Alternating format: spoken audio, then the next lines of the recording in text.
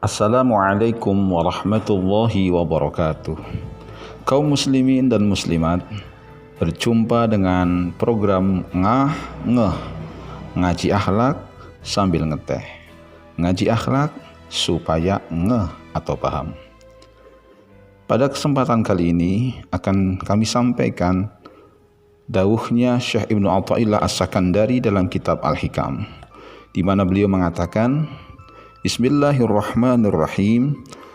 Aslu kulli ma'syiyatin wa ghaflatin wa syahwatin ar-ridha 'anil nafsi wa aslu kulli ta'atin wa yaqdhatin wa 'iffatin 'adamur ridha minka anha. Asal dari semua maksiat, semua kelalaian, semua syahwat, karena si hamba cenderung mengikuti nafsunya, sedangkan asal dari semua taat, kesadaran dan rasa harga diri karena si hamba tidak rela atau menghindari dari perbuatan atau godaan hawa nafsu. Kaum muslimin rahimakumullah, kesenangan dan suka kepada hawa nafsu adalah pokok dari sifat mazmumah, dan tidak suka mengikuti hawa nafsu adalah sifat orang-orang yang terpuji atau mahmudah. Sedangkan orang-orang yang arif berusaha dengan sungguh-sungguh meninggalkan perbuatan yang rusak dan berjuang untuk mendapatkan keridhaan Allah Subhanahu wa taala melalui ketaatan kepada semua hukum dan peraturan-peraturan Allah Subhanahu wa taala.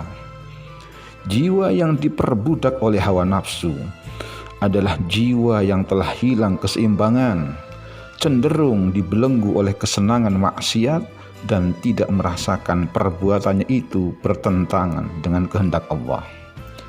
Wajib bagi seorang hamba mengetahui bagaimana hawa nafsu itu bekerja mempengaruhi dirinya, dan kemampuan setan menggerogoti kebaikan manusia dan mengarahkannya kepada perbuatan hawa nafsu, dan begitu mudah meninggalkan amal saleh. Orang yang berusaha meninggalkan kemaksiatan senantiasa terus-menerus menjauhkan diri dari perbuatan yang akan mengarahkannya jatuh ke lembah maksiat. Kehendak menjauhkan diri seperti ini adalah salah satu sifat terpuji yang akan mengangkat dirinya ke tingkat kemuliaan. Dijelaskan di dalam surah Yusuf ayat 53 yang artinya, tiadalah aku mengatakan diriku bebas dari kekuasaan nafsu, sebab nafsu itu selalu memerintahkan manusia kepada kejahatan, kecuali nafsu yang dirahmati oleh Tuhanku. Sesungguhnya Tuhanku Maha Pengampun lagi Maha Penyayang.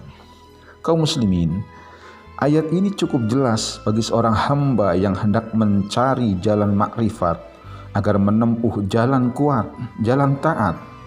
Karena Allah Subhanahu wa taala telah memilih jalan ketaatan itu sebagai kemuliaan bagi anak Adam.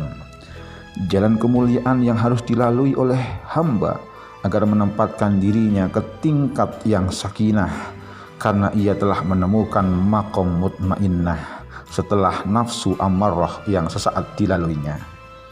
Si hamba telah menemukan rahmat Allah dalam ruang lingkup para hamba yang mencari hidup tenang, sakinah, dengan mengamalkan amalan yang berkait dengan maqam mutmainnah.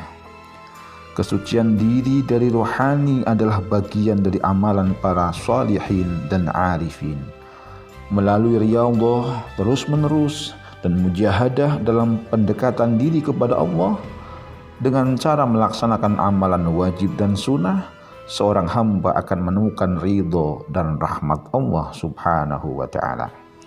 Seorang hamba yang menjalani tahap-tahap ma'rifat kepada Allah wajib memelihara kebersihan dirinya, ketenangan dirinya, kemantapan jiwanya, seperti dijelaskan oleh Al-Imam Ghazali tentang pemeliharaan diri seorang hamba dengan mensucikan jiwa atau ruh ibadah, memperbanyak amal saleh dengan ilmu dan amal ibadah.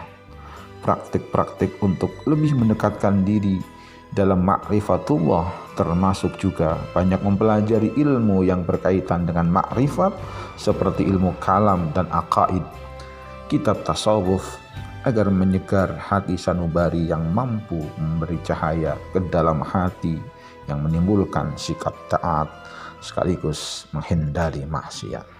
Terima kasih. Wassalamualaikum warahmatullahi wabarakatuh.